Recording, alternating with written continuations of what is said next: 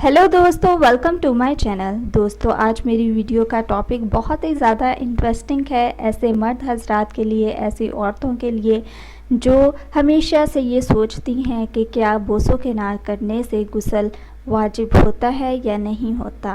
यानी कि क्या अगर हम किस वगैरह करते हैं अपने हस्बैंड को, अपनी बीवियों को, क्या इस पे भी गुस्ल हमें करना चाहिए कि नहीं करना चाहिए।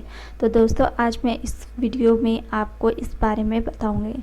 सो वीडियो स्टार्ट करने से पहले मैं नए आने वाले यूज़र से रिक्वेस्ट करूंगी कि वो हमारे चैनल को सब्सक्राइब करके जल्दी से बेल आइकन के बटन को प्रेस कर दे। वीडियो पसंद आए उसको लाइक और शेयर ज़रूर करें अपने दोस्तों के साथ। दोस्तों, अगर मियाँ बीवी आपस में किस करते हैं, एक दूसरे को बोसों के नार करते हैं, चूमते हैं, तो ये एक जायज़ काम भी है। और दूसरा ये कि अगर बीवी को हाथ लगाने से मर्द हजरात की मनी आ जाए शहवत के साथ, तो फिर ऐसी सूरत में गुस्ल वाजिब होता है।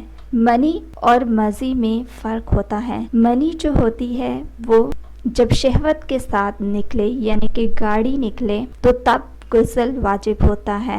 और मज़ी जो है वो पानी की तरह होती है। अगर तो वो मामूल के लिहाज से आपकी निकलती है तो तब गुस्ल वाजिब नहीं होता। अगर वो शहवत के साथ निकलती है और उसमें मनी आ जाती है तो फिर गुस्ल वाजिब हो जाता है।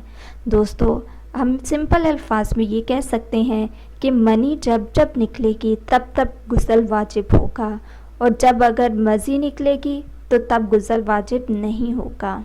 सो दोस्तों, ये थी आज की मेरी इन्फॉर्मेशन। मेरी वीडियो से मज़ीद वीडियोस के लिए हमारे चैनल को सब्सक्राइब करके जल्दी से आप लोग बेल आइकॉन के बटन को प्रेस करते हैं।